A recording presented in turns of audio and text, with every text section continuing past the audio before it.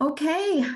Um, so as folks are coming in, I am going to jump in because we have a pretty full agenda today.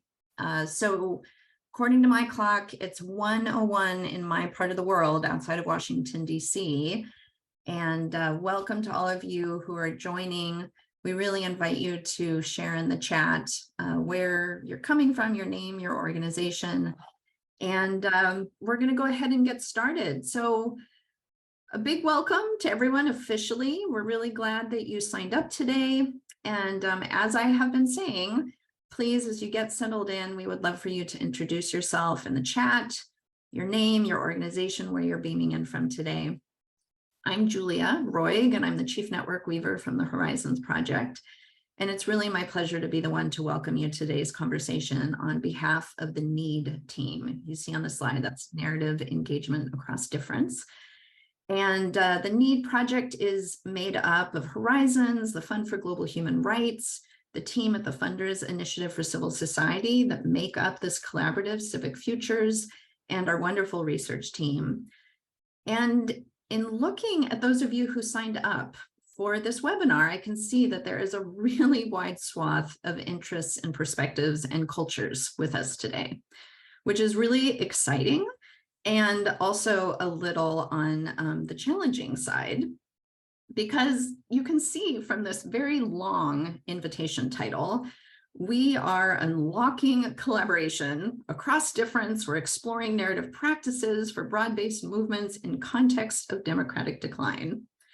So you may be here because you are most interested in the part about unlocking collaboration across difference, because maybe you think of yourself in the bridge building space.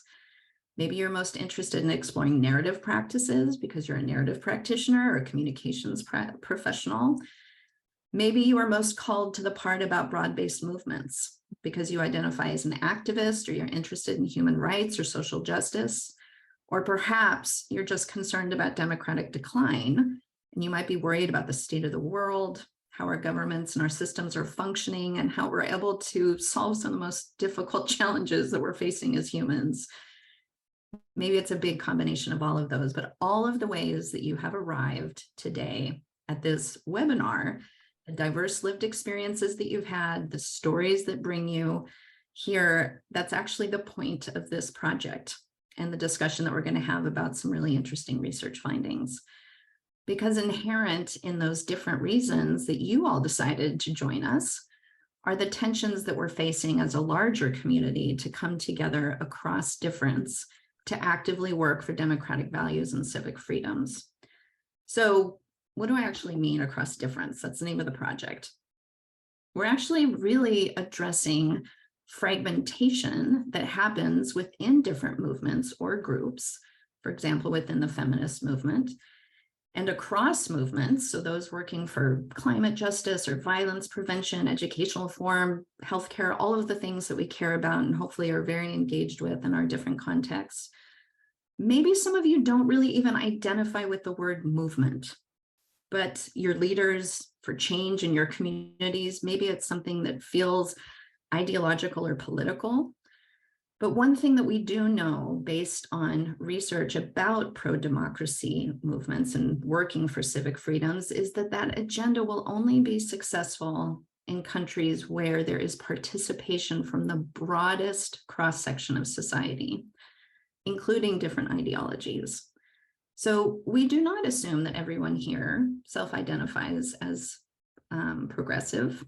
I actually hope not, because the cause of inclusive, multiracial, multi-ethnic pluralism, where all humans are able to flourish, must be the cause of both liberals and conservatives together. I really believe that, and especially in the face of the brazen rise of authoritarianism that is consolidating both here in the US and around the world.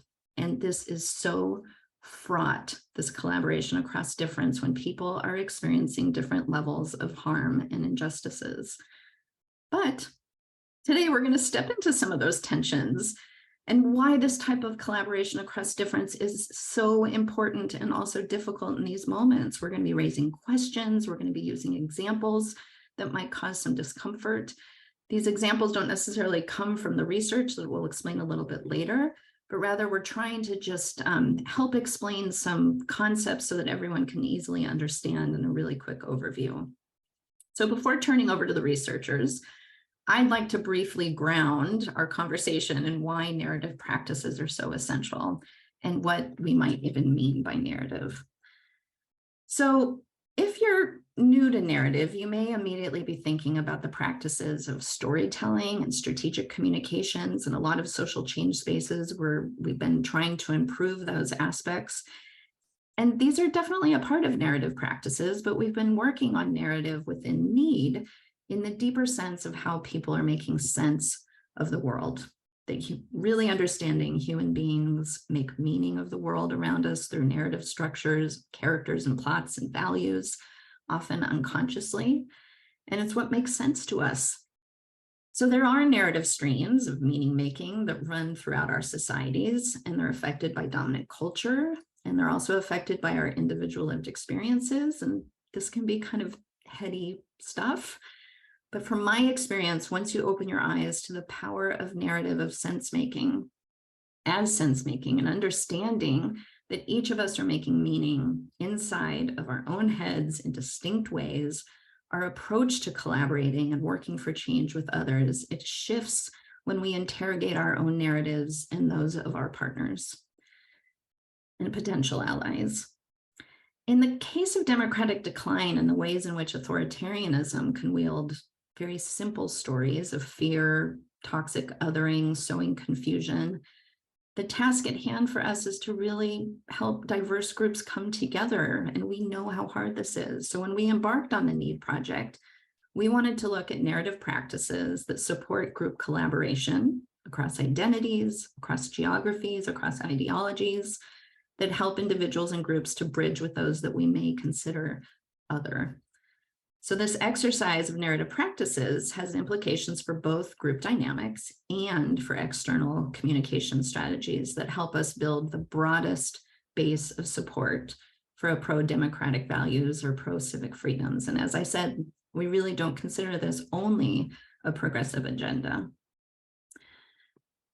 So we started this journey both with this wonderful research team and also conducting a series of consultations with many narrative practitioners and trainers and activists and movement leaders from around the world.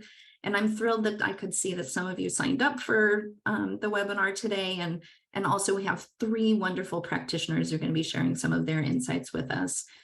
These consultations then fed into a literature review conducted by the research team where they looked at 14 different disciplines, from brain and behavioral sciences and trauma and future studies, social norms, sacred values, polarization, of course, authoritarianism, democracy, social movements. And we have released the report. We'll be including a link in the chat if you haven't seen that.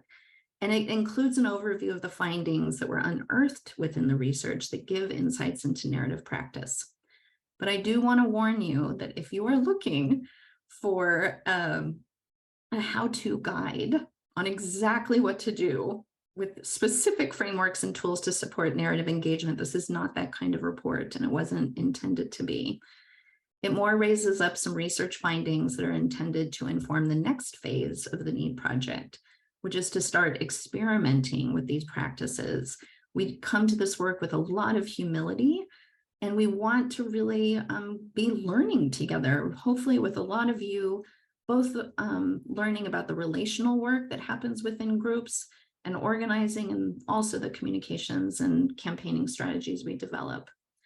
So this very comprehensive literature review is broken down in the report into 3 domains: narrative complexity, narrative power, and narrative legitimacy. And this is what the researchers are going to be presenting on today. We're not going to talk about all of the different practices that were uncovered, but we're going to be focusing on why these 3 central aspects of narrative matter so much. Our goal is really to give you just a taste, an overview, so that you'll hopefully be inspired to read the report, hear from the struggles and insights of, from our practitioners, and also continue hopefully to engage with us on this learning journey. And I'll tell you how to continue engaging when we end. So as I finish and turn over to the research team, there's one thing that I would like to highlight about my own personal learning journey from this last year that has caused me to be thinking differently about my narrative practices. We use many different metaphors to describe the components of narrative. The narrative initiative in particular uses a beautiful metaphor about music. They talk about the notes that we hear, that we can easily hum along to. But then when they ask if we changed the rhythm or the lyrics a little bit, if the harmonies were removed, would it be harder to recognize that style of music? And this metaphor goes, the way that this metaphor goes is that songs are like stories, and the music is the narrative of understanding that touches all of us in our deepest selves. So today we're going to be going very light on semantics. And what I mean by that is that sometimes we're going to be talking about stories and narratives interchangeably. And for those narrative experts out there, this is going to drive you crazy. But we do understand that multiple stories feed into a narrative, especially those that are dominant in our cultures.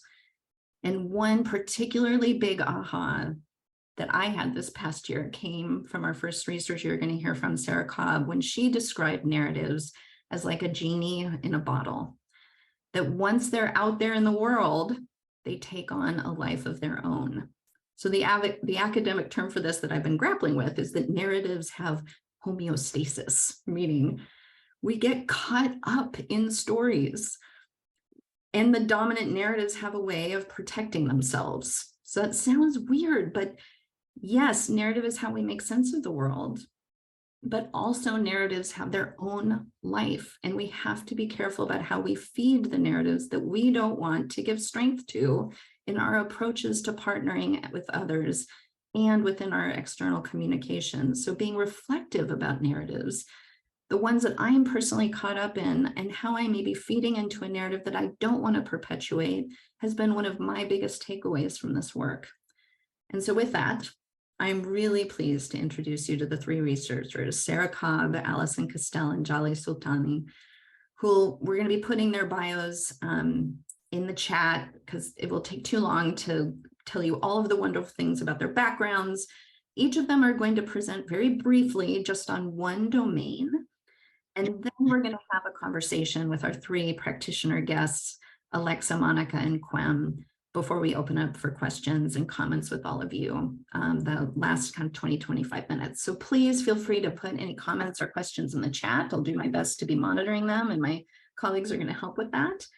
And we'll try and summarize and capture those at the very end. So over to you, Sarah. Thank you so much. And again, it's a pleasure to be here. And I'm looking forward to the questions and comments from the group. So my job here is to take this dimension of narrative complexity and define it first. And then I'm going to talk about some of the practices that emerged from the literature as effective narrative practices that are effective for increasing narrative complexity. And then I'm going to talk about why this matters, right? So what it is, what are the practices, and why it matters. Narrative complexity, if I'm going to define it, it's going to have two dimensions to it, two levels, let's say. One refers to the elements in the story itself. In every story has both a plot, and that's a sequence of events, has some character roles, folks that are doing things, actors, and then it has a value system, which is ways that people are good or bad, or things that are happening that are good or bad. There's values and judgments that are being made in all stories. And the simpler the story, the worse it is for social change processes, because you end up with highly streamlined narratives that have simplistic plot lines, very simple characters, and very binary value systems, good or bad. So complexity refers to the nature of these elements and of the story, but it also refers to the stories that populate the landscape that you're working in. So there'll be stories from marginalized groups. There'll be that you might not hear.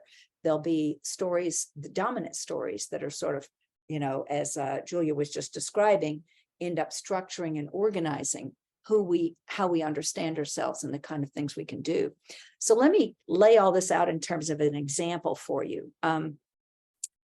One of my 11 grandchildren, I have 7 children and 11 grandchildren, and one of my 11 grandchildren is trans.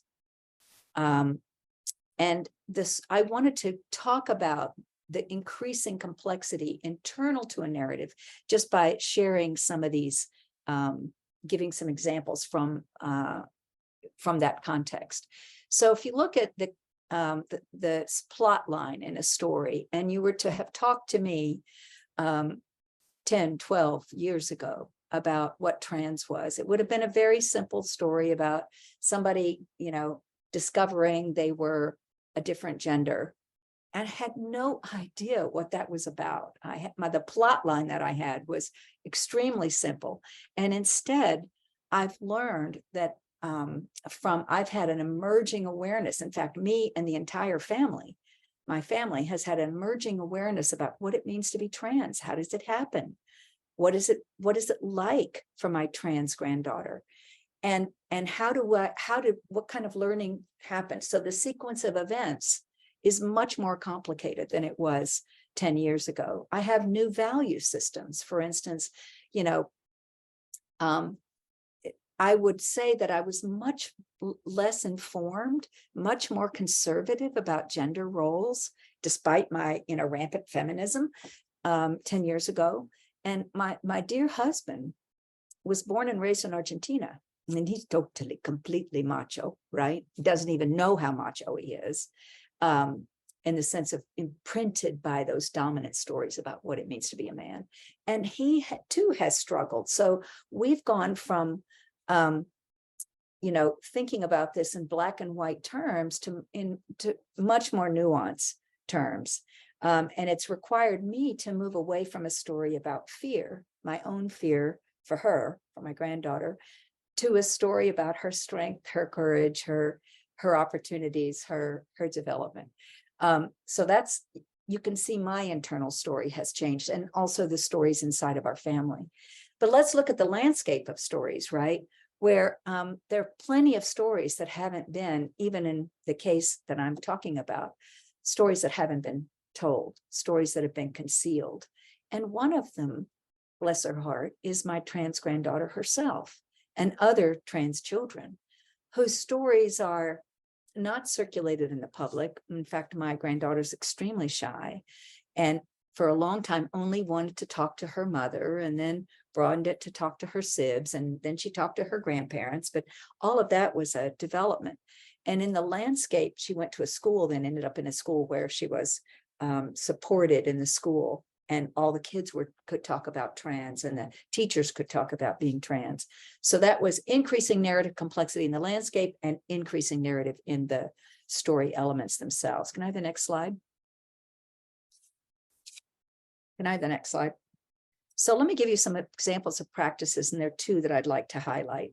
One is that it's better, if you want to increase this complexity of both the landscape and the stories that are told inside of a story, it's a good idea to circulate small stories based on lived experience. So lived experience has a ground truth to it, and you can't find people, you know, saying, oh, that's not true, or, you know, it's 589 and not 472. People can't really contest a small story because it's based on experience. So the story of people's lived experience that are unique to people, particular, they've got texture. You know, I could tell you a story about my father, who was 90 at the time when he saw my granddaughter in her first dress. And the whole family was sort of quietly celebrating without wanting to make too much of a fuss, as though it was normal. And my dad couldn't figure out what was going on. And if I tell you the story, as I'm not going to tell you the whole story, of what it was like to sit in the backyard that summer evening with my dad and have this daughter, my granddaughter, appear in a dress for the first time, and to watch him try to figure out what was going on. And that's a small story that I could share with you. I'm not going to go into it now, but it's an example that gives you a window into the complexity of that moment for our family. But also another practice that's super great to increase narrative complexity is to reflect on and draw out moral foundations. And what does that mean? That means just to talk about the core values. What are the values that people are using to make sense of right or wrong, or good or bad, or up or down? What are the values they're using to make judgments? So, if I look at the value systems of the people that would be opposed to, for instance, medical treatment for my granddaughter, my trans granddaughter, I'm going to come up with a little bit of a story about them. These are people that are trying to sort out. My story of those people is that they are trying to sort out this complexity of the balance between tradition and change, that they're trying to sort through what it means to be a person, and what do we mean by gender, and how do we experience men and women. So there's a huge challenge in that, to expect other people to upend their knowledge, their way of life, and their value systems in order to adopt mine or my granddaughter's. So can I have the last slide?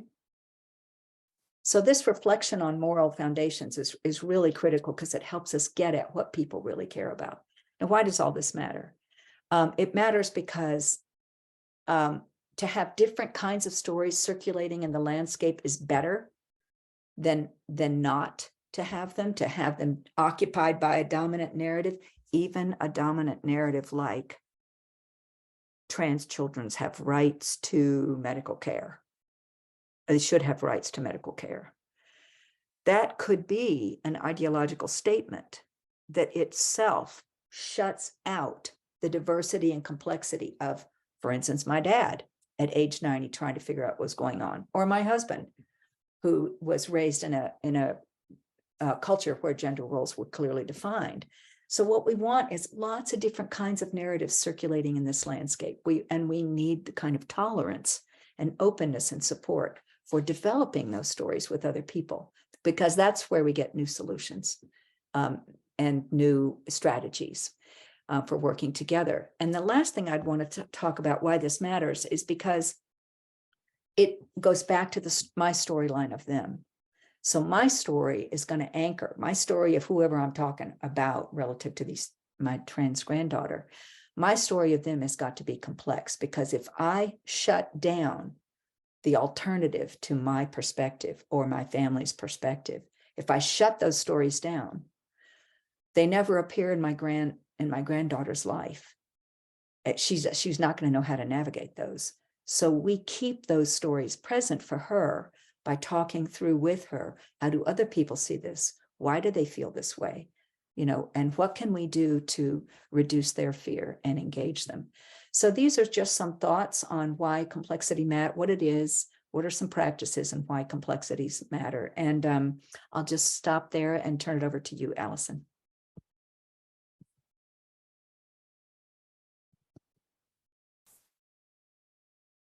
Thank you, Sarah.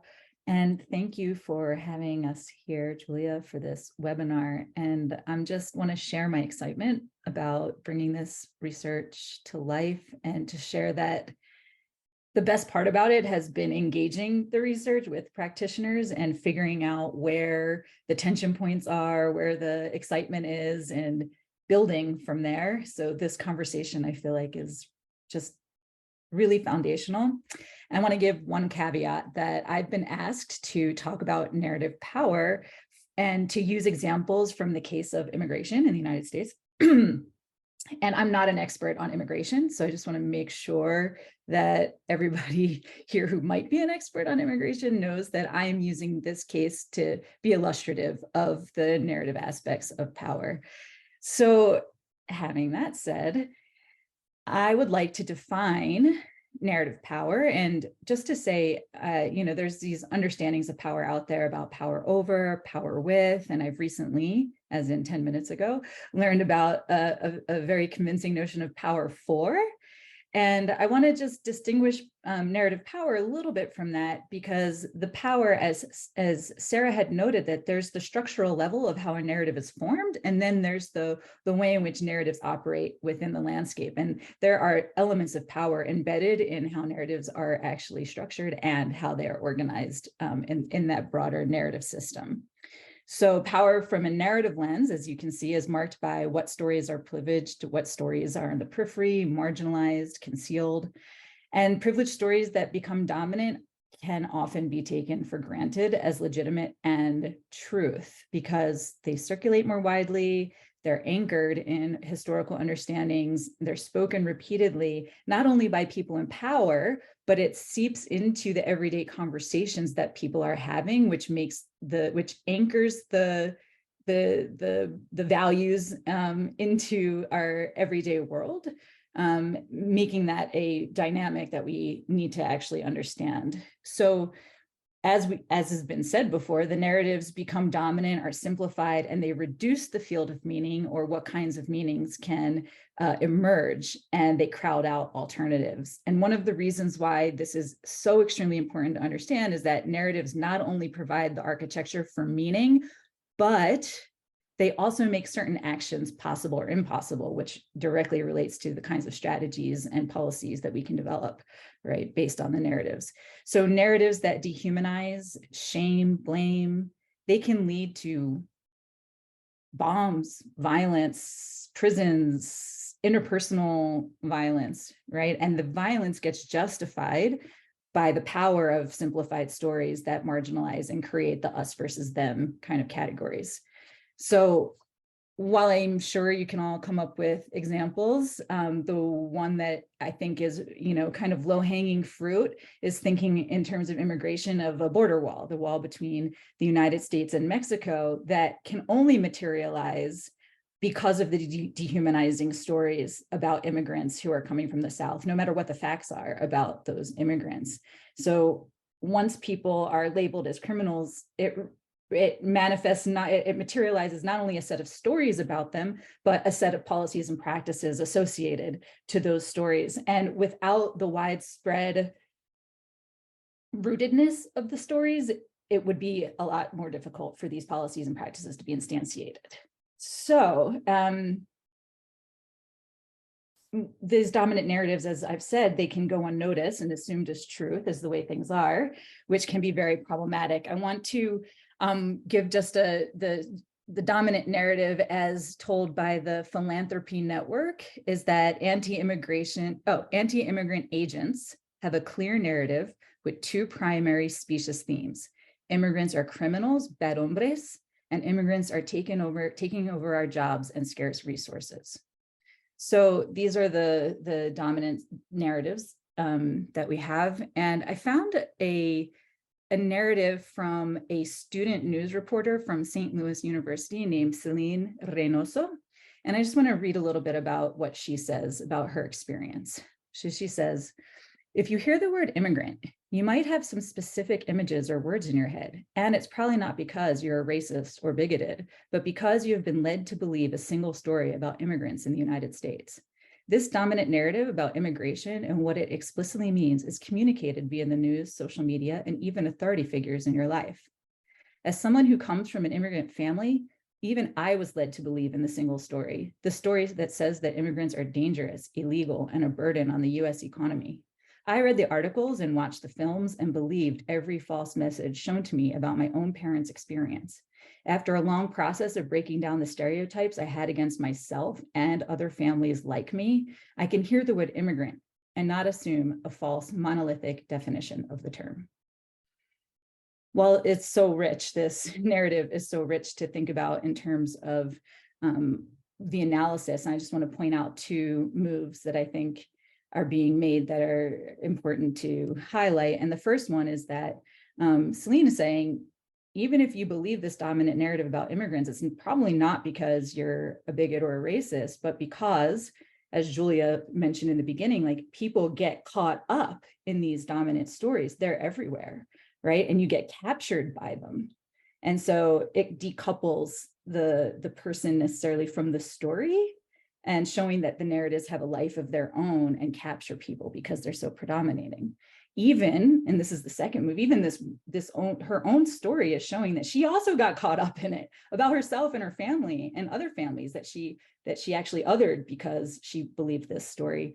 And so I also wanted to point out that she had to go through this process of breaking that down, her own stereotypes. And Hilda Nelson calls this the infiltrated consciousness, which is an element of narrative power and identity that also needs to be called to attention as an interaction interfacing with the dominant narrative. So people get so caught up in these dominant narratives that it's hard to see, like a fish that doesn't know they're swimming in water. And according to the literature from our research, it's critically important to understand these dynamics and involve different levels of analysis to bring light to the ways that coalitions and other groups might accidentally or even on purpose be delegitimizing or creating alienating narratives. And so the literature calls for us to engage in critical reflective practice, including a power analysis, to understand how do these dominant narratives operate, what work do they do in the narrative landscape. And it is essential, according to the research, that groups coming together across difference engage in this critical reflective practice to answer these questions, to increase the diversity of narratives that exist, as Sarah said, to increase the complexity of what's happening in the landscape, and the attached morals and values that lead to particular practices and actions. So one way to do critical reflection is to do narrative mapping. And there are many ways to do this, small scale and large scale, but it can be a tool and an intervention. And I found this interview with a woman named Maria Alegría Rodriguez. She might be on the call as far as I know, so thank you. And I'm sharing your online interview. But she and her organization went through a process of thinking about dominant narratives around immigration and what the dominant narratives and transformational narratives were. And they did this with the organization called the Grassroots Policy Project.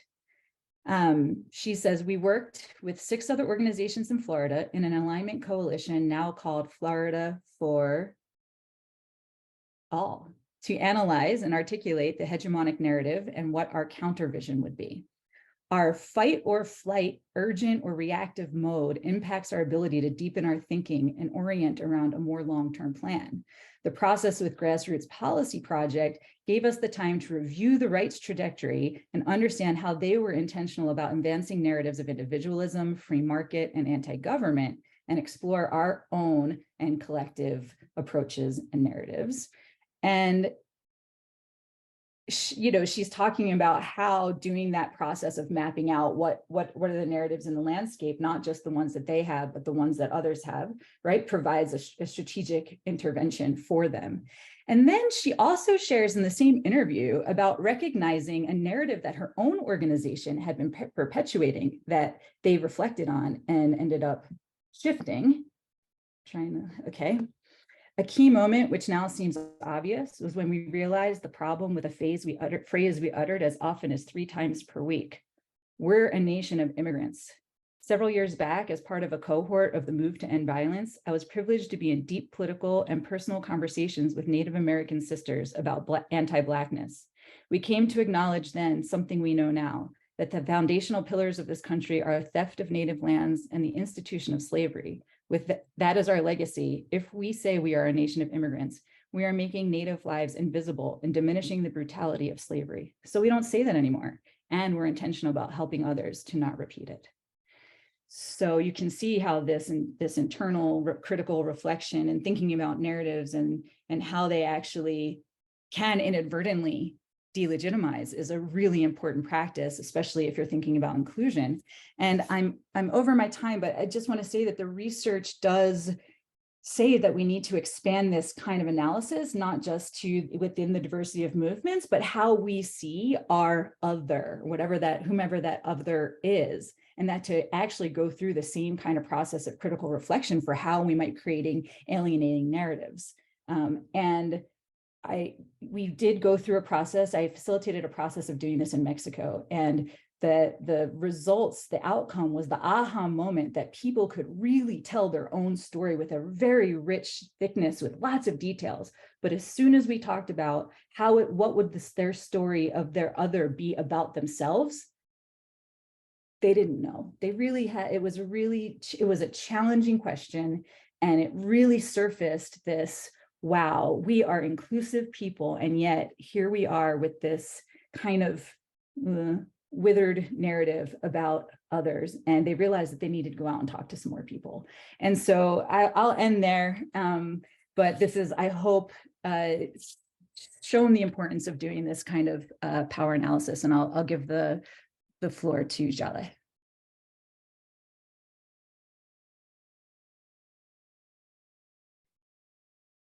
Okay. Hi, everybody. It's a pleasure to be here, and I'm really looking forward to engaging with you on this concept that we're presenting today.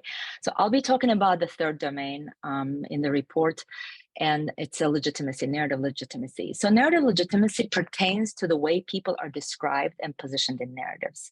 Narrative is where people struggle for legitimacy, and usually their value system that Sarah was talking about and Allison was talking about that are present. And this struggle for legitimacy happened, of course, in narratives within those value systems. So from narrative perspectives, we're constantly, as individuals and as groups, are positioning and repositioning ourselves in conversations. And we're describing ourselves and others as good or bad. And that makes us legitimate or them illegitimate. Such positioning is not just a positioning or a description. It also assigns certain personal attributes, good ones or bad ones, as well as rights and duties. So it has very material consequences. It gives or limits opportunities for action. But it's not that simple, and I'm not going to stop here for too long because both Sarah and Allison talked about it. It's not simple. We don't just make up and position ourselves and others in these narratives. We're always drawing from narratives that are already operating, the dominant narratives that are there, that we know from our families, from our society, from culture, from religion. And of course, we also draw on our lived experience. So these dominant narratives, which are regulating good or bad, right or wrong, is what we're drawing on often when we're positioning ourselves or others as legitimate or not legitimate. So narrative legitimacy of a group within a certain value system, then it gives rights and duties to take action. So when I position myself as legitimate, then also I give myself some rights to do something. So for example, in a narrative of traditional family norms, those who are positioned outside of these norms, such as LGBTQ+, may be characterized as transgressive and therefore bad. So these characterizations within narratives often drawing on dominant narratives of religion. For example, what family is or can be, narratives about binary gender roles, marriage, and etc. Narratives about the legitimized group can then justify denial of certain rights, such as a right to marriage and right to adoption in this case. And Allison also gave an excellent example of building the wall and how that narrative about immigrants could bring to that point. So this positioning in narrative positioning and legitimizing and delegitimizing is a constant process. It's very dynamic and it's very salient and present in contentious and divisive contexts. Because it works, delegitimizing works as a negative positioning, it creates an other, and it's quite effective in triggering interactional dynamic where there's counter delegitimizing happening. But it also flattens and simplifies how we characterize the other. And Sarah was talking about complexity, so I want to just refer to that as well. So the categories such as LGBTQ+ or conservatives or immigrants, for example, these narratives operate with categories such as those, which are very simplified, devoid of complexity. And then it makes it very difficult because there is no complexity. It makes it very difficult to have any conversation, especially in a contentious issues, especially around issues when there is disagreement. It's also important to note here the issue of power. It's very important because the positioning is not equal, and not only narratives can position groups or individuals vis-a-vis each other, but also they can maintain and contribute to power relations. So we always have to keep this in mind. And in case of if a group, for example, a group of immigrants, if a group in a diverse community is characterized as immigrants, then they're automatically seen as outsiders and they may be seen as not having a right to resources. So it's here the narrative and these categories are regulating several things. So why narrative legitimacy matters? Next slide, please.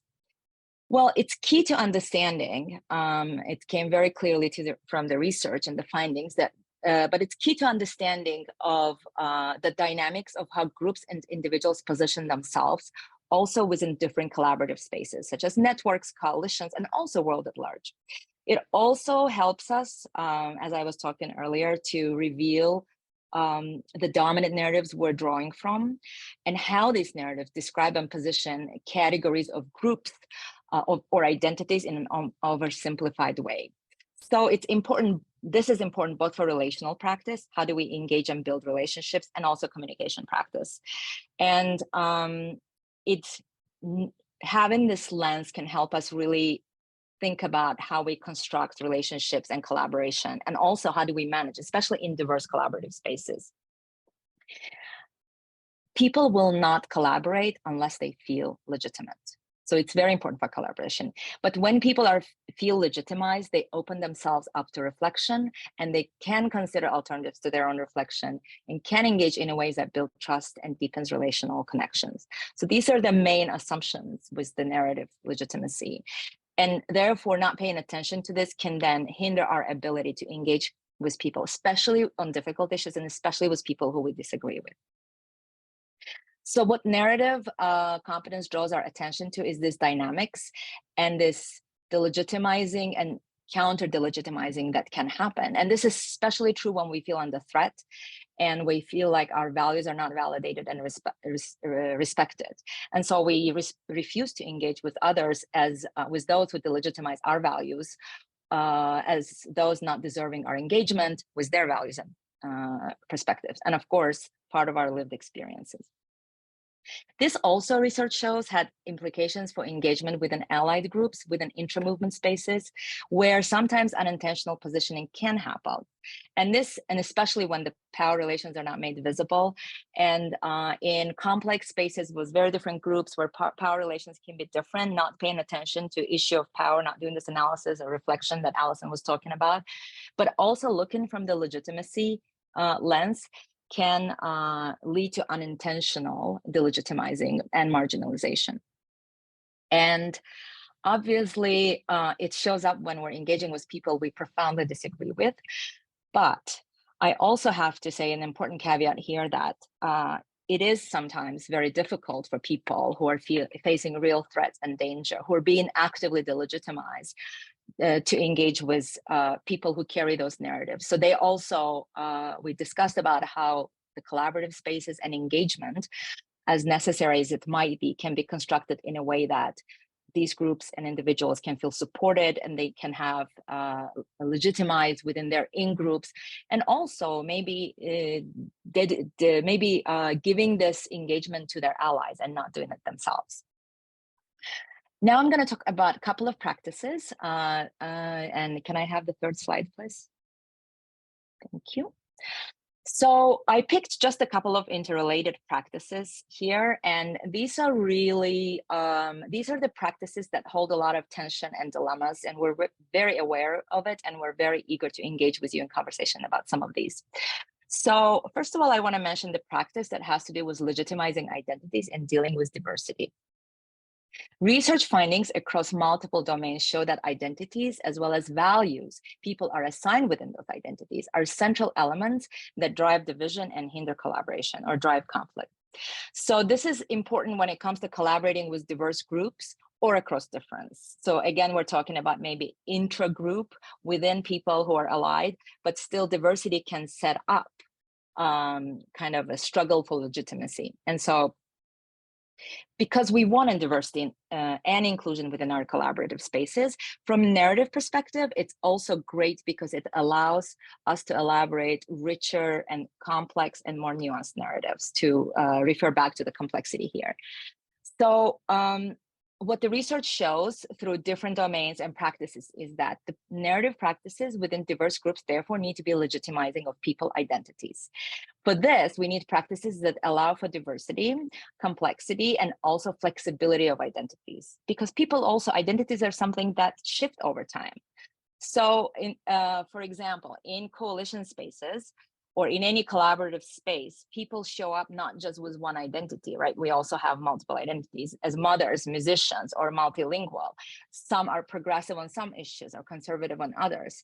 And so some of the interesting research findings highlight practices that can foster this diversity within collaborative spaces. And it's not really linked to creating a shared identity or a shared narrative and demand that everybody has shared beliefs. The research implies that diverse groups can come together for collective action on issues they care about while not completely agreeing on every aspect of a belief system. So basically not getting into shared beliefs. Then they can engage on specific issues like climate change or educational reform. And also they can be part of the networks. So this kind of a collaboration, though, only unfolds when people's diverse identities are intentionally positioned and are storied by others as legitimate. When we feel the legitimacy of our own identities, of ourselves, we can also jointly elaborate complex and nuanced narratives of the networks we participate in, without demanding one shared narrative and one shared identity. And the second thing I want to highlight is a cautionary tale from the research, which is about shared identities. Groups that come together in coalition, I'm not a social movement expert, but we looked into some of the literature and it was also highlighted there, this challenge of, there's often effort to construct a narrative of shared identity. And a process that often involves consolidating a group identity that positions it with a set of attributes and responsibilities. So what we found in our research that can be actually quite, this kind of push towards shared identities can be quite threatening and can make people feel delegitimized rather than legitimized and invited. So this also happens because when you construct a shared identity, what you're also doing is you are flattening the narrative, you're simplifying the narrative. So I want to give an example of, for example, immigrant as a category, right? This is a very, very simplified narrative, even though it's actually a very complex narrative. Not only there are all sorts of different immigrants from different places and that bring all this rich backgrounds, they also have their own identities are complex because they have their own identities and their home country identities and their new home country identities. And I think I have a cue to finish. I just want to say the last thing again, that it's not a call for let's get along, the narrative legitimacy. And I think it's about reflecting on how we engage and work for change in a way that increases the diversity of participation, even in the face of dominant narratives that often rule the narrative landscape. Thank you. I look forward to further discussion with you. Thank you so much, Jolly. Sorry to rush you at the end. No worries. It's a lot of really great information, and it's a lot that I can imagine you're all absorbing right now. And but I do want to quickly turn over to our kind of practitioner discussants. And it's really, we didn't really set it up this way to have 6 women panelists, but for the month of March, when we're celebrating Women's History Month, and you know, we've been learning a lot from these 3 women who have been accompanying us on this journey. And so Alexa, Monica, and Quem, I'm going to invite them to just kind of react to what they just heard. They've read the report, they've been engaging with us, and really how it informs their own practices.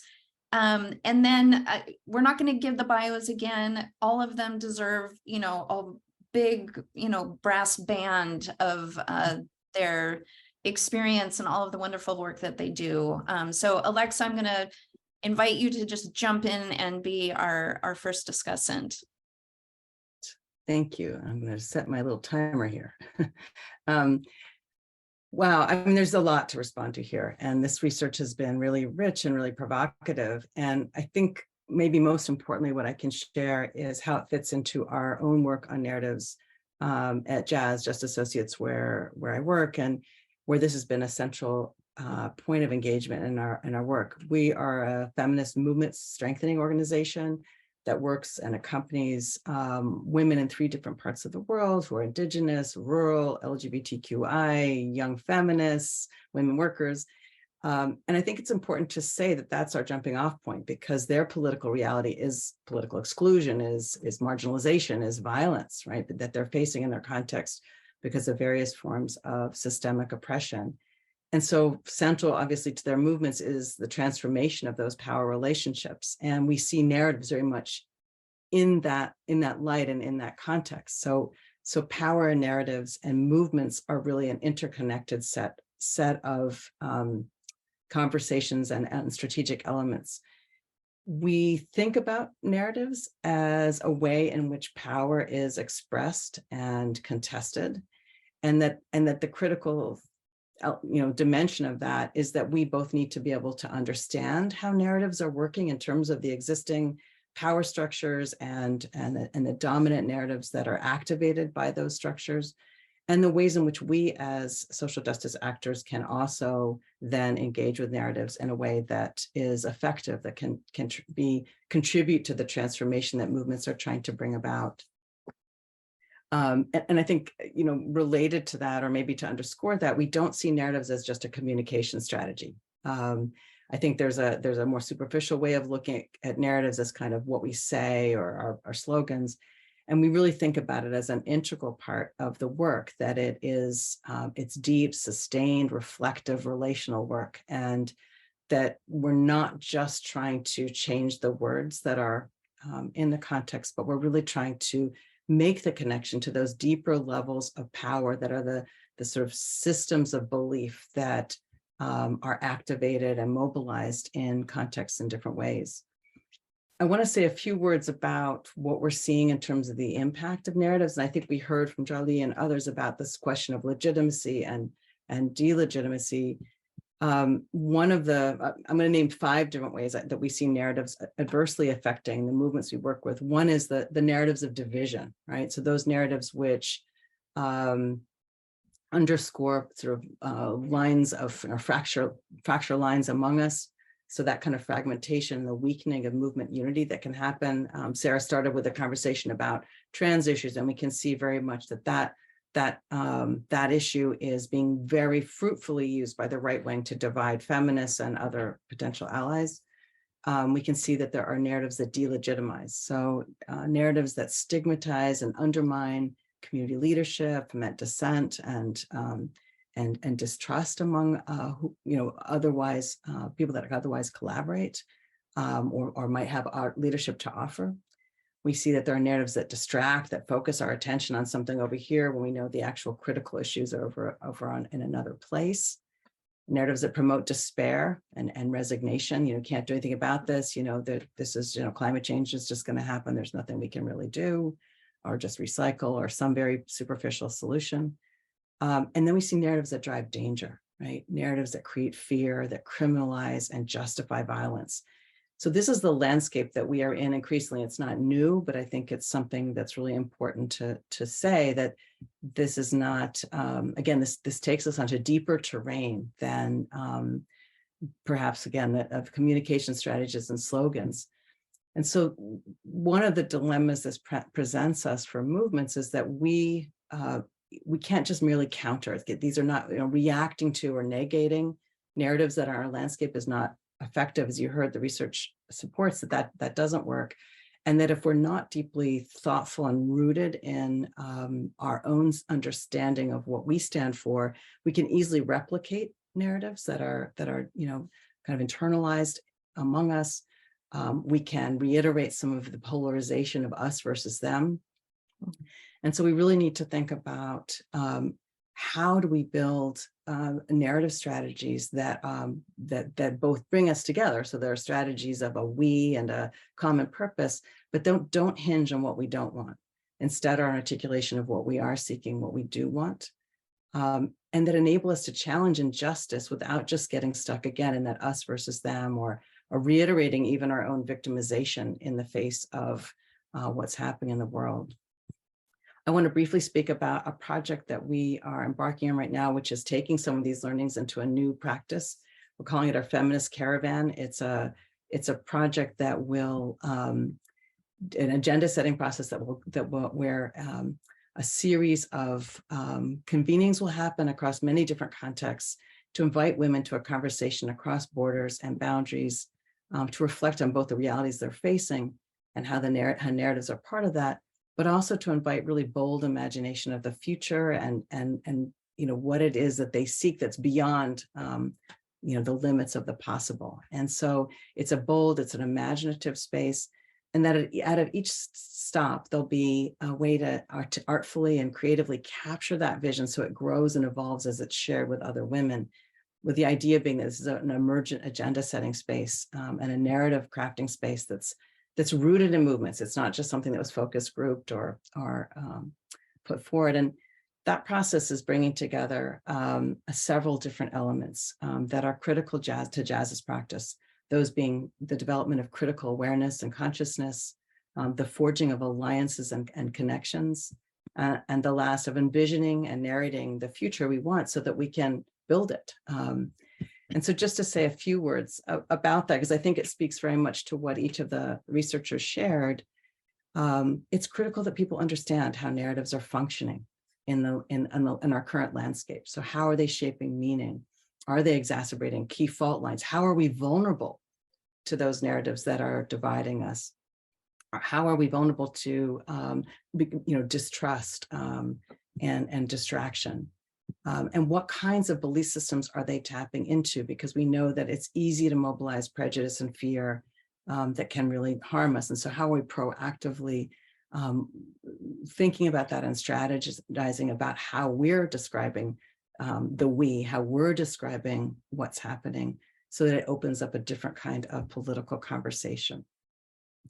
In terms of connections and alliance building, I think this is a key piece. One of jazz's core practices is cross-movement dialogues and discussion and spaces where we can forge trust and connection, even among movement actors that know each other. There's not always the trust to collaborate. So finding ways to forge that kind of collaboration, that kind of trust, to enable people to both effectively communicate narratives, but also to navigate hostile narratives and not be undermined. And lastly, just to say, the idea of being able to describe power, what we are building power for. So what it is, the vision and the narration of that vision that we need, that is not a negation of the current moment, but is a projection of something that's inspiring, that is, casting a broad we, that is legitimizing the concerns and realities of key members in the community. And that those narratives then, because we're able to envision and articulate those, they can be carried with us. We can enact those narratives, not just say them, but we can hold them in how we organize, with whom we organize, the symbols we use, how we show up, and not just in what we say. And that feels vital for the long-term relevance of the narratives that we speak to, that there's something that feel alive enough in people and alive enough in the communities in which they're carried, that they can take on expanded meaning and have that echoing that the researchers were talking about, so that there's many stories that start to align toward a changed overall narrative. So I'll leave it there. I know that's a lot, but I wanted to share, just as we grapple with this, there's so many dilemmas, and yet there's also so much possibility over time to really shift how narratives define the context in which we're working.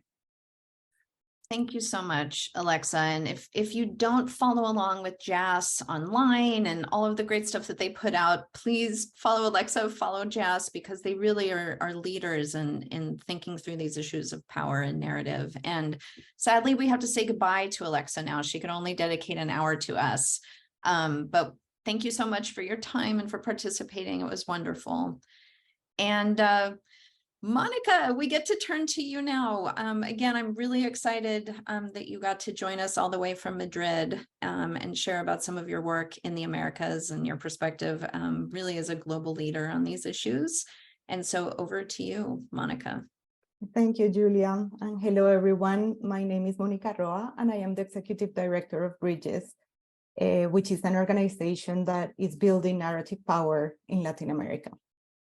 I want to use my 10 minutes to make 3 very concrete points related to what has been resonating the most. But before I begin, I think I should admit that this study feels like Narratives 2.0 and has really been challenging me at multiple levels. So I feel like a beginner here. The 3 points that I wanted to make, the first is that I am concerned about the use of the term complexify as the invitation. And I want to emphasize the importance of maintaining simplicity in communication while enhancing the richness of narratives. Maybe I would prefer to talk about rich narratives. In our projects that are focused on creating liberating narratives around family and faith, we have been diversifying characters, introducing new storylines, incorporating additional values, all to demonstrate the compatibility of families and faith with human rights and gender justice, while at the same time ensuring that each story remains comprehensible and simple. So I think just keeping those 2 realms separate is very important. The second point is about a project that we have that is called Narrating Utopia, in which we provide sub-grants to activists so they can experiment with hopeful narratives, these narratives for the bold future that we want to envision, that Alexa was talking about before. Our hypothesis for this project was that by focusing on what we support instead of what we're against, organizations would be able to engage with new audiences and have a broader base or a broader reach.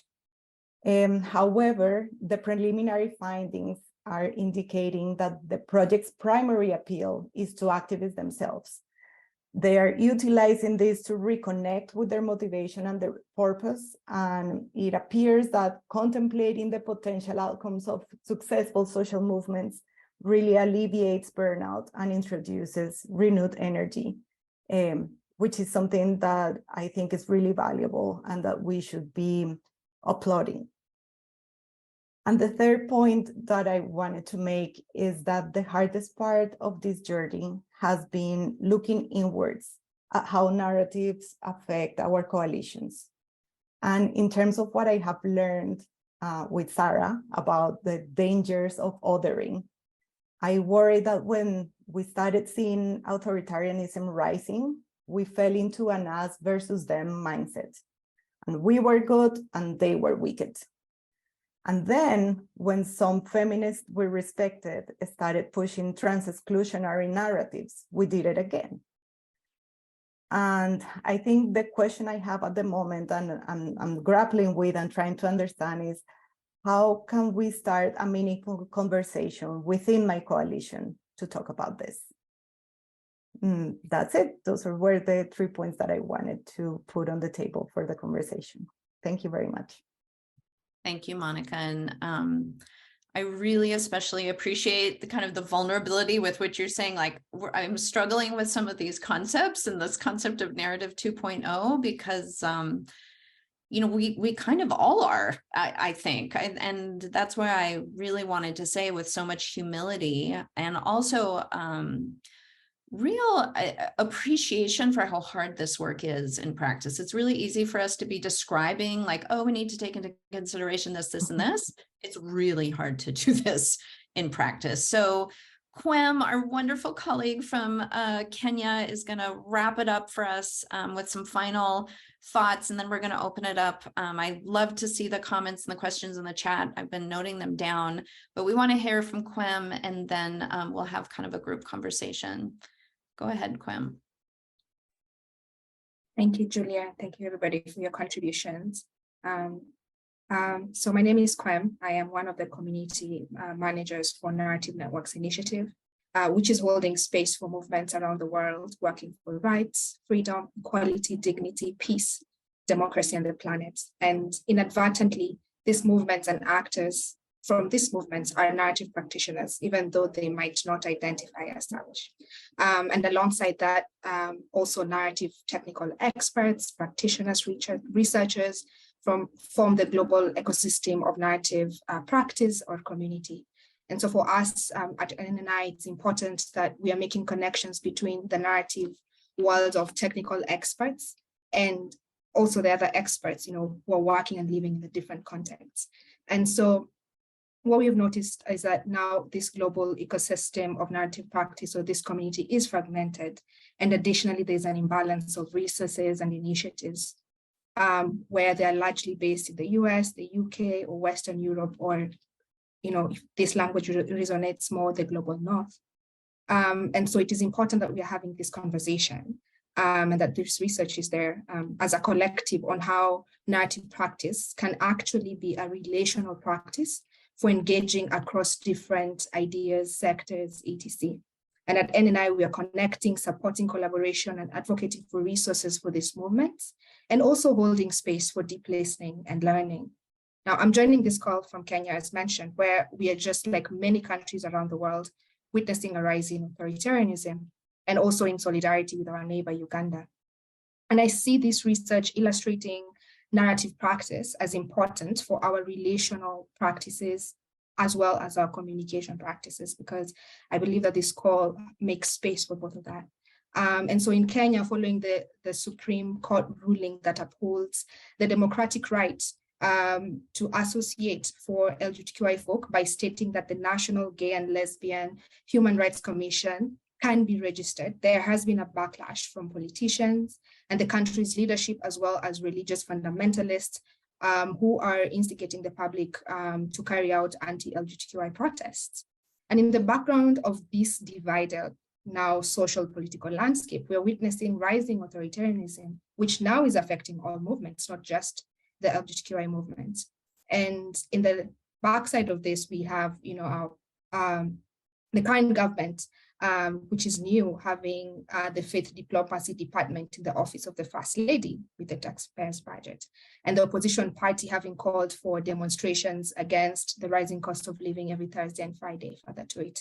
And in this, while there's the divisive social political landscape, we are seeing media gagging, we are seeing government circulating images of protesters calling for their arrest, basically criminalizing dissent. So therefore, our democracy is on the decline.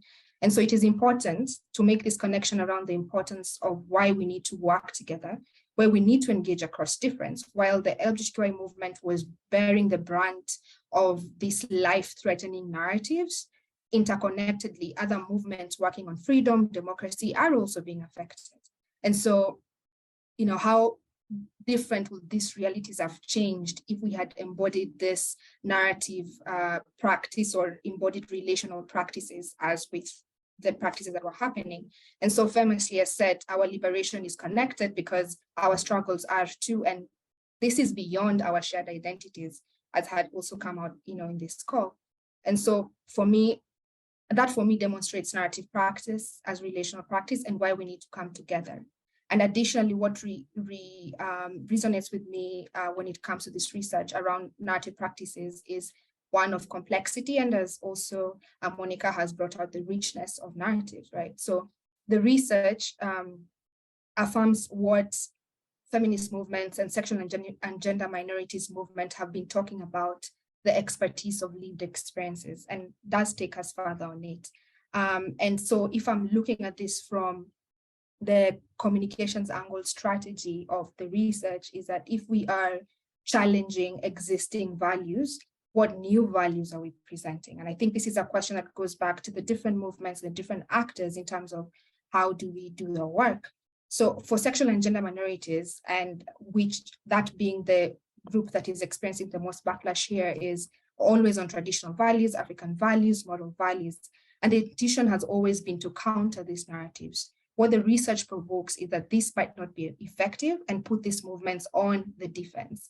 And a great example of a small story that I think was very provocative that came out of Uganda following the Anti-Homosexuality Act that was passed by its parliament, awaiting the president's signature, was a letter by the mothers of LGBTQI children in Uganda, publishing a letter in the public newspaper. And there was a lot of provocations around it, around this particular issue. And so there's a narrative shift and change that is bringing forward.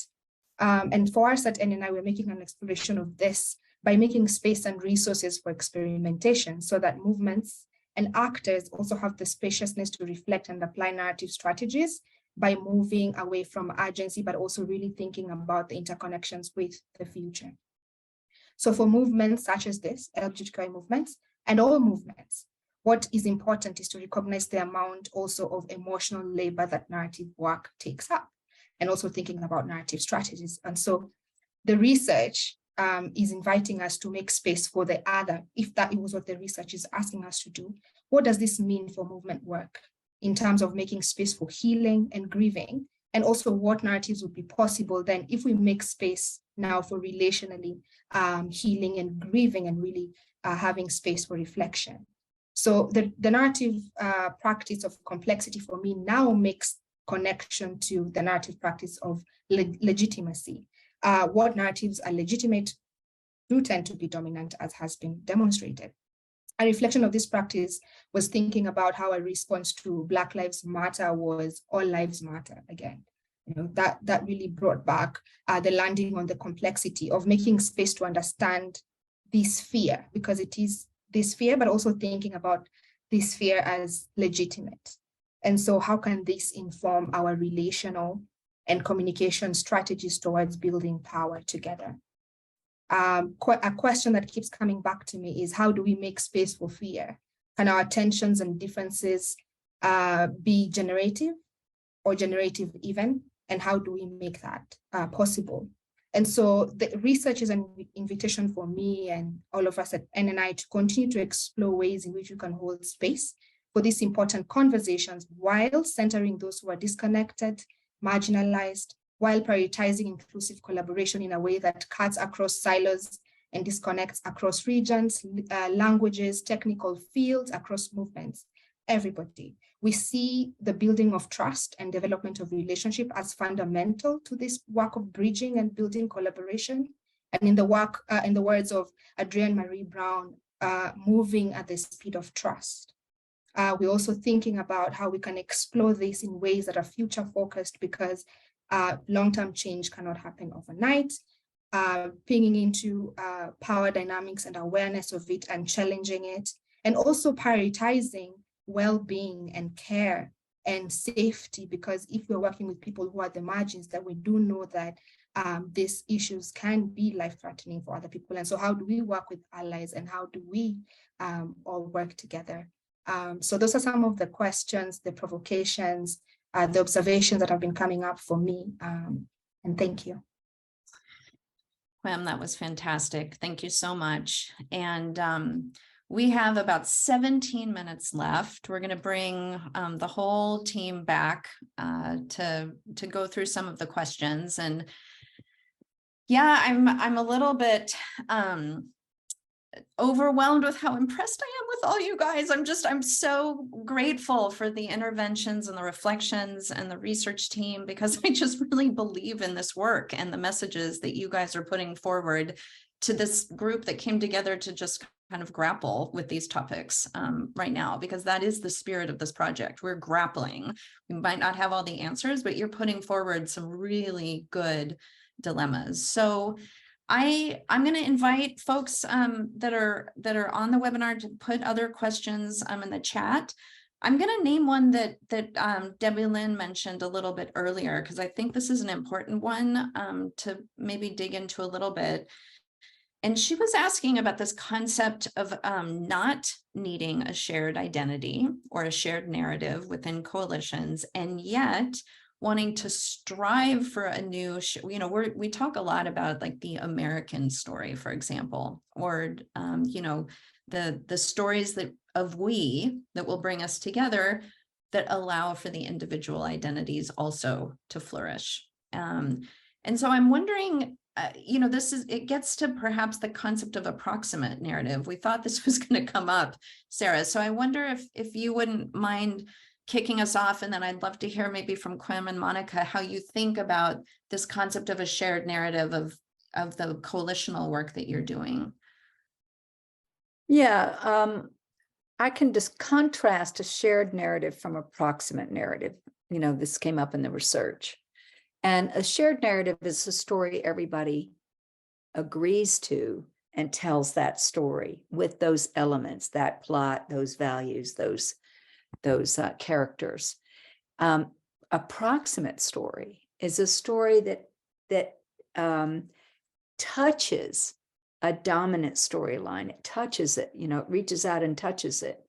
There may be a common value system that it's being referred to, but there are other elements that are different, like the characters and who's involved and what they care about and where they came from, or the plot sequence and what's the story that happened and then what happened. And that's different in the shared narrative. So I think approximate narrative is a story that has approximation to a dominant narrative, which we could call definitely a dominant narrative is a shared narrative, but it's different.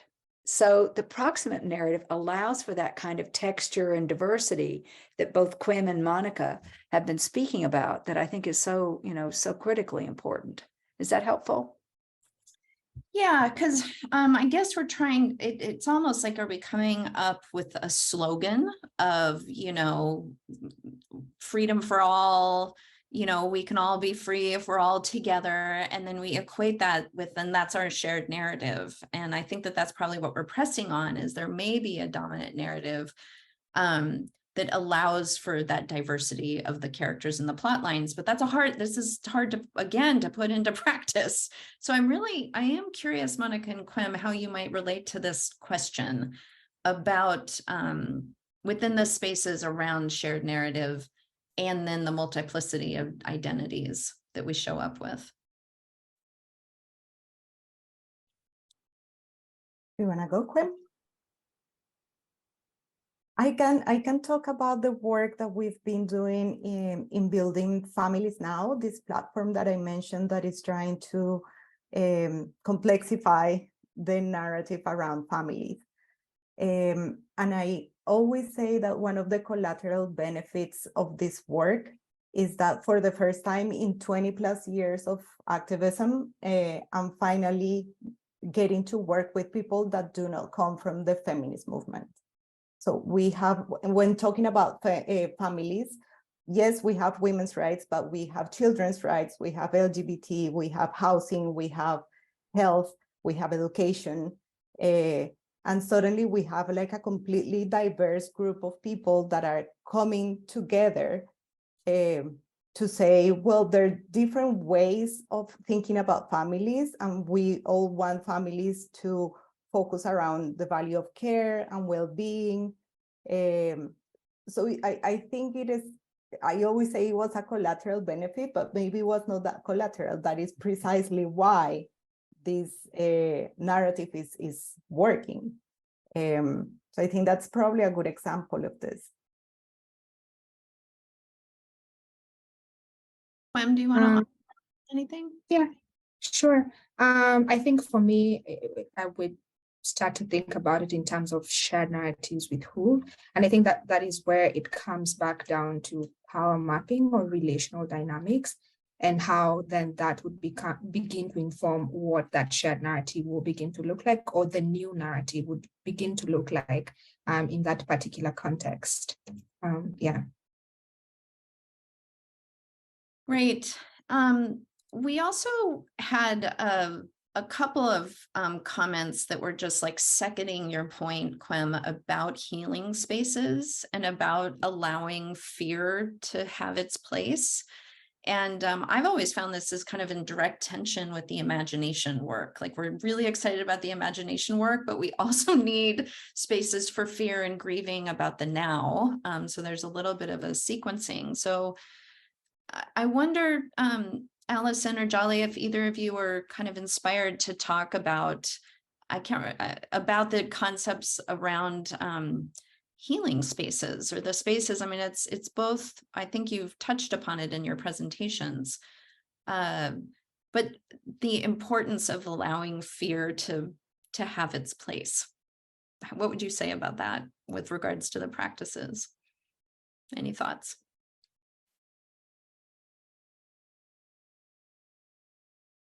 Well, I'm thinking about the comment that I made in my presentation about the young girl who felt affected by the dominant narratives around immigration.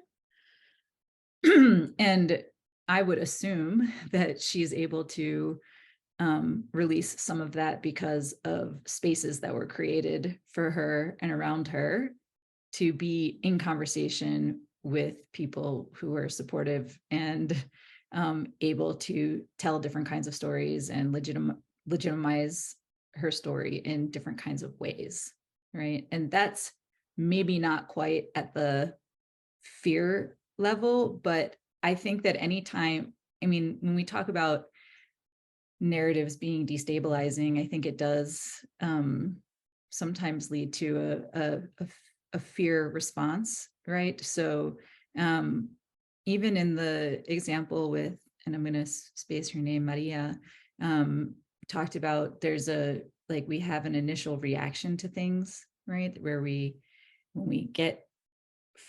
we are faced with narratives that are damaging, and instead of a fight or flight, what does it look like if we are taking the spaces to do the reflective work so that when those narratives do come up, we have a different set of capacities around that. And I don't mean to de-emote. I'm not trying to say it's not like a deep emotion. I mean, I definitely worked and lived in places where fear is the thing that drives the stories that I tell. And it's, I'm sorry to say that I don't know what the exact magic practice would be for that, but it's a constant reflection within myself. Is this fear, where is this fear coming from? And,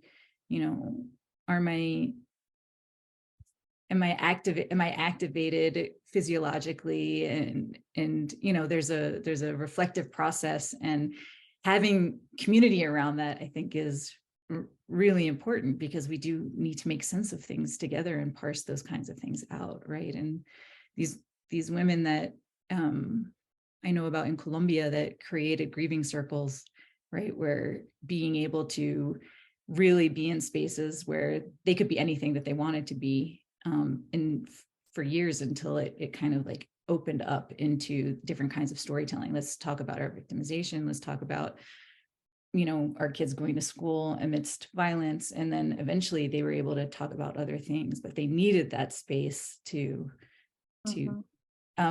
Maria Pialara calls them disclosive spaces, where it's a different centering of what's most important, what's most valuable, of what justice is, right? And so when you're in these kinds of disclosive spaces, you have the chance to organize around different principles that can promote healing, that then make it easier to be out in the world with the other dominant narratives. Yeah, it's a great peace building practice, and in general, actually. So, and thank you for the comments in the chat. I know you probably have more to say on this. I just want to bring in the last two questions so we make sure to get to them, and then we'll have to wrap up.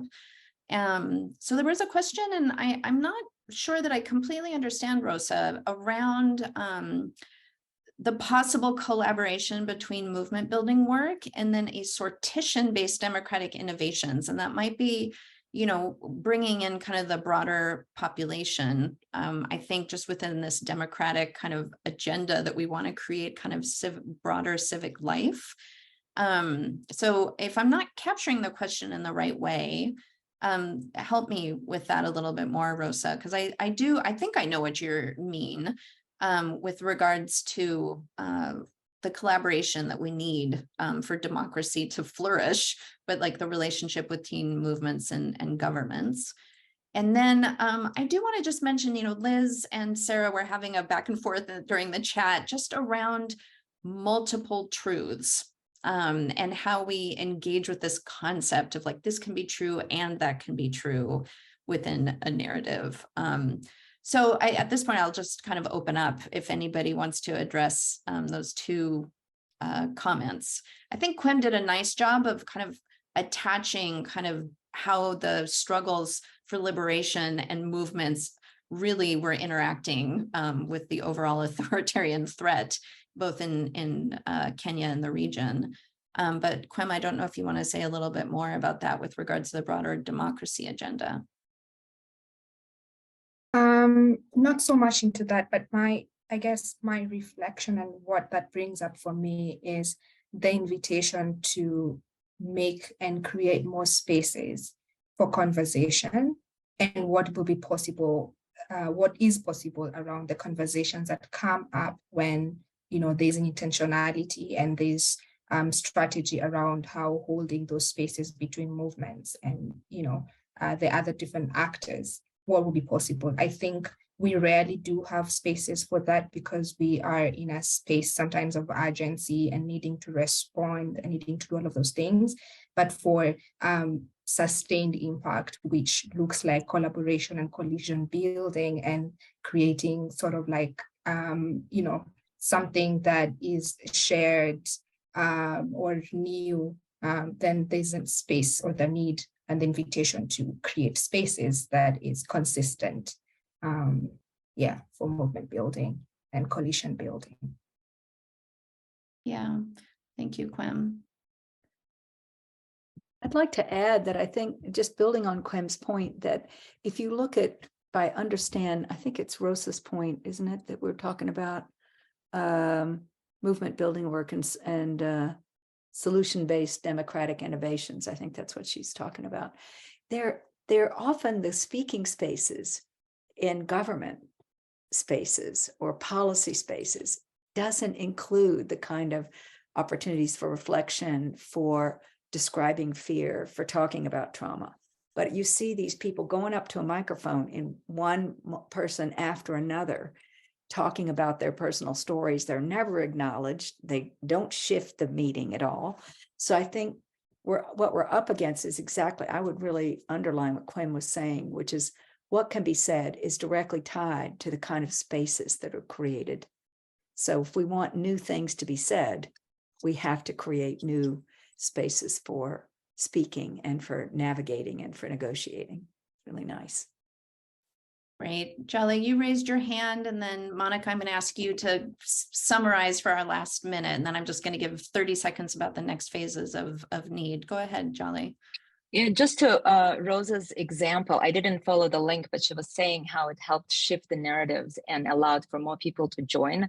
And I think that's so interesting, not just about legitimacy, but also about legitimacy, is that when we look at narratives critically, we can see how we're positioned and what kind of agency and power we're giving ourselves in order to do something. So often we can find ourselves in narratives where we position ourselves as powerless. So I think it's an interesting thing when we think about working with different groups and how they see themselves vis-a-vis different issues, or vis-a-vis the state, or vis-a-vis the other group. It's a little bit different way of looking at it from like a power within the narrative perspective, but it can be a huge shift. And there's a comment from Keel on why would people want to get together to break down their existing perception and narratives, and that he's or she's finding in her in their research. And I think what we found a lot of that, basically all of the research was saying that people don't want to do it. It's very easy to get people to not want to engage, to move away and close away, and there are really no easy answers there. But what we did find that more tailored approaches and engagement, which is more work, but more engagement and relational engagement, was definitely much more effective at doing that. So that's what I wanted to say. Thank you, Jolly. Monica, do you have any last thoughts? I'm going to end with you. Oh, no pressure there. Just whatever is coming up for you. Well, I guess I'll touch on two things. One is that I did get stuck on the question about how to make space for fear. And I would add to that question, without doubling down on the othering. Yes. Because I think that's what I see happening, and what concerns me so much is like we hold spaces. We actually have a chat for more than 200 Latin American activists working on human rights and gender justice. And they're just like complaining. These are what the bad people are doing, blah, blah, blah, blah, blah. And yes, we hear each other, and yes, we hold each other, but I don't find a way to get over that into the next stage. So my question continues to be there. but I don't want to end on this note. So I think, to me, I think the most beautiful challenge within the work of narratives is, how do we change the mindset of activists from being those that only denounce injustices, therefore focusing on the pain, the anger, the othering, to being those that inspire citizens to use their individual and their collective power to build the world that we all dream of. Because ultimately, it doesn't matter which is the issue that you start working from.